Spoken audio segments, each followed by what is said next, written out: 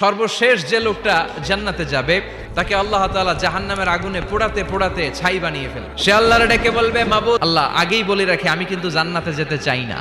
তোমার জান্নাতটা তুমি কত সুন্দর করে বানিয়েছো, আমি একটা নজর শুধু দেখতে চাই।